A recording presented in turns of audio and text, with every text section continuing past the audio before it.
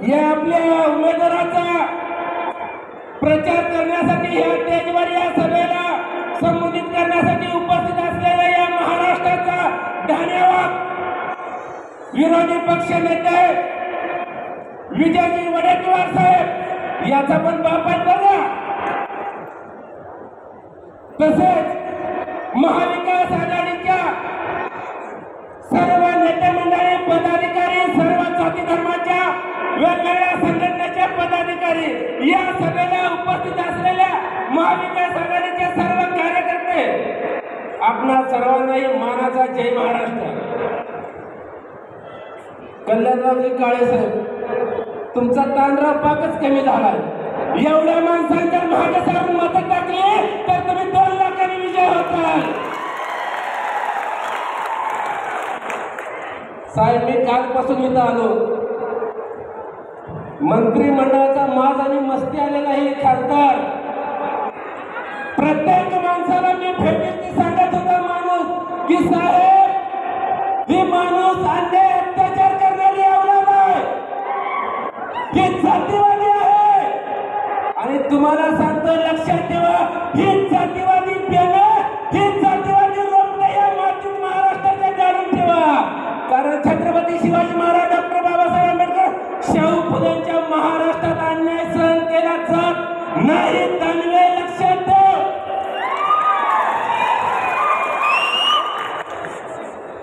म्हणून तर आता ह्याच्या बोकाटी बसवायला आणला हे खतरनाक तरणा बांड कल्याणराव काळे।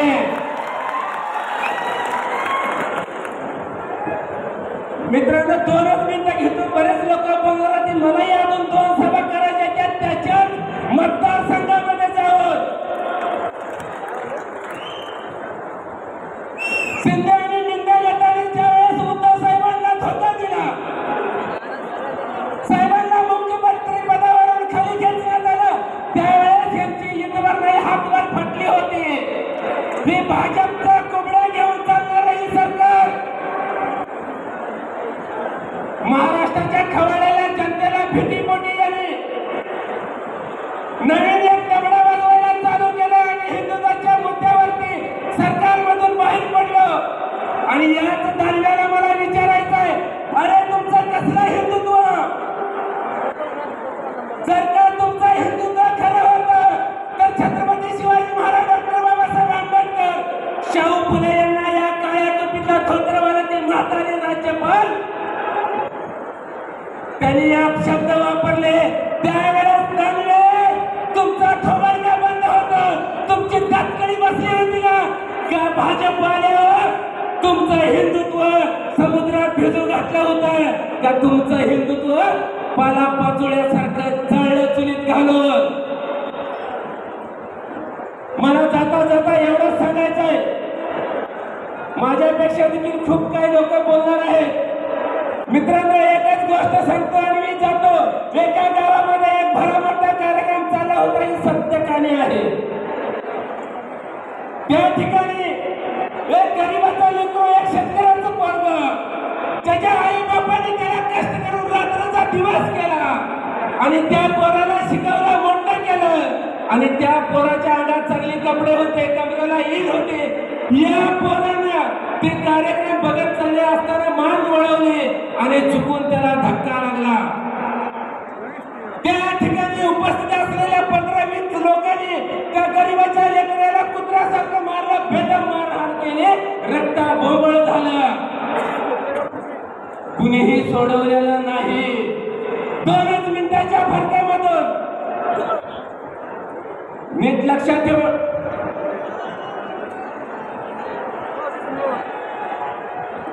आईच्या गावात लगा अजून ह्याला उचलून उचलून आपटायचा होता। त्या ठिकाणी त्या पोराला रक्ताबोबळ मारहाण करण्यात आली। हा म्हणतात ती बातमी त्याच्या आईला आणि वडिलांना समजली। मित्रांनो त्याची आई पळत पळत आली आणि त्याने त्याच्या मुलाकडे बघितलं नाही। जी मारहाण करणारी होती त्या माणसाकडे जाऊन त्यांनी पदर पसरलं। त्याच्या आईने सांगितलं, दादा हो माझ्या मुलाची जर काही चूक झाली असेल तर ती चूक माझ्या पदरात घाला आणि मग त्या मुलाला घेऊन गेले. 2च मिनिटाच्या फरकामध्ये 2च मिनिटाच्या अंतरामध्ये तिथून एक बेवडं धरलं. त्याचं पाय तांगड्यात तांगडा अडकत होता आणि ती सगळ्यात उपस्थित असलेल्या लोकांना शिव्या देत आलं. त्यावेळेस कुणीही विचार केला नाही, कुणीही त्याला विचारलं नाही. उलट स्टेजवर आवाज आला, दादा तुम्ही झकमारी करायचं स्टेजवर या, तुमचा सत्कार करण्यात आलाय. मला एवढं सांगायचं आहे, अरे त्या बेवड्याचा ज्या सत्कार झाला ती भाजपचं पिलावळ होती, भाजपची औलाद होती, ती भाजपचं जातीवादी औलाद होतं म्हणून त्याचा सत्कार झाला मित्रांनो. आणि गरीबाच्या लेकराला भाजपवाल्याकडून मार खावा लागतोय. मी जाता जाता एवढं सांगेन, अरे या महाराष्ट्रामध्ये भाजपने काय पिलावळ सोडली तिकडे त्या नेपाळमध्ये पैदा झालेली औलाद, ती राण्याचा काबड, ती नित्या राण्या, ती तर परवा काय म्हणाला माहिती आहे ना, झाले की राव संपवतो. आता माझ्यापेक्षा त्याला कोण लय शिवाय देईल सांगा बघा. थांबा जरा बसा, एकच मिनिट झालं. त्यांनी तर परवा सांगितलं, गृहमंत्री बघा नीट ऐका, लक्षात ठेवा काय म्हणतोय. त्या राण्याला जातीवादी भाजपचा आमदार नितेश राणेंनी सांगितलं, गृहमंत्री माझ्या सोबत आहे, माझं कुणी वाकडं करू शकत नाही. पोलिसांकडून करून काय करते, माझं व्हिडिओ शूटिंग काढते आणि बायका शिंगणा घेऊन लावतील.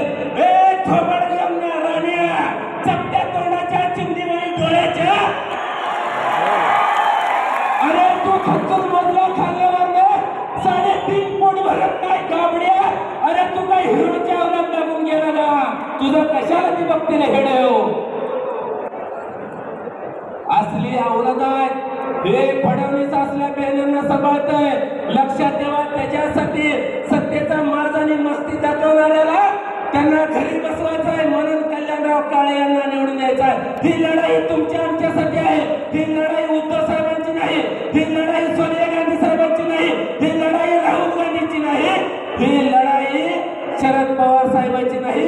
ही लढाई तुम्हा आम्हाला सुखरूप राहण्यासाठी, जिवंत राहण्यासाठी, चांगलं जगण्यासाठी हातावरती मतदान करून आपल्या काळे साहेबांना भरघोस मतांनी निवडून द्याल अशी अपेक्षा व्यक्त करतो. जय हिंद, जय महाराष्ट्र.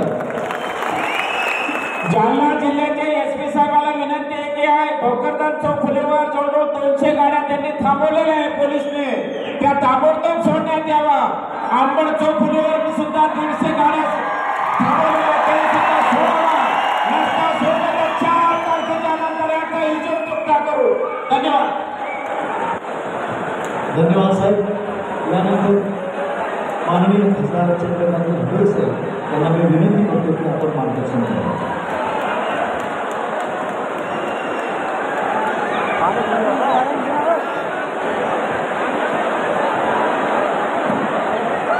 हॅलो, काही झालेलं नाहीये, शांत बसा. काँग्रेस, राष्ट्रवादी काँग्रेस, शिवसेना, समाजवादी पार्टी, आप पार्टी या सर्व पक्षाचे महाविकास आघाडीचे उमेदवार सन्माननीय डॉक्टर कल्याणराव काळे, मंचावर उपस्थित विरोधी पक्षनेते विजय वडेट्टीवारजी, माजी मंत्री प्रोफेसर, माजी मंत्री अमित देशमुखजी, आपल्या विभागातील लोकप्रिय आमदार सन्माननीय गोरेंकरजी, मंचावर उपस्थित सर्व महाविकास आघाडीचे नेते,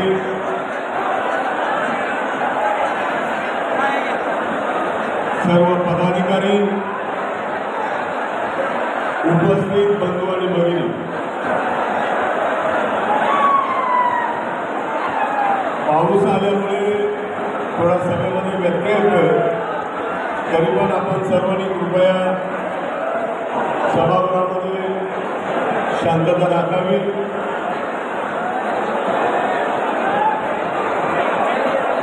देशामध्ये प्रचंड असा धुमाकूळ मोदी सरकारनं घातलेला आहे. या धुमाकूळाला थांबवण्यासाठी आपल्याला सगळ्यांना सज्ज व्हायचं आहे. थोडा पाऊस आला तर आपल्याला काही फरक पडणार नाही, कारण आपली ही लढाई मोदीच्या विरुद्धची लढाई आहे. ही लढाई जातीयवादाच्या विरुद्धची लढाई आहे. ही लढाई या देशाची लोकशाही संपवण्यासाठी, लोकशाही जिवंत ठेवण्यासाठी ही लढाई करायची आहे. या देशाची राज्यघटना वाचवण्यासाठी आपल्याला लढाई करायची आहे. आणि त्यामुळं थोडं झिरमट आलं तर आपण कृपया आपल्या जागेवरून हलू नये. आमचे दोन नेते या ठिकाणी बोलायचे आहे. आमचे सन्माननीय मित्र उमेदवार कल्याण काळे हेही या ठिकाणी बोलणार आहे. आणि त्यामुळे कृपया आपण थोडा वेळ शांतता राखा. हा अवकाळी पाऊस मोदीसारखाच दिसतोय, कुठेही बरसतोय. हे बरसणं आता थोडंसं आपल्याला निसर्गाच्या पुढे जाता येणार नाही. पण तुम्ही सगळ्यांनी ठरवलं तर मोदीला आपल्याला साईड ट्रॅक करता येईल आणि या देशामध्ये महाविकास आघाडीचं सरकार येईल. आणि ते आणण्यासाठी आपण सगळ्यांनी मिळून प्रयत्न करायचे. मोदींनी ठरवलंय पुढच्या वेळेस 400 पार त्यांची झाली की या देशामधली लोकशाही आणि संविधान हे त्यांना बदलायचं आहे.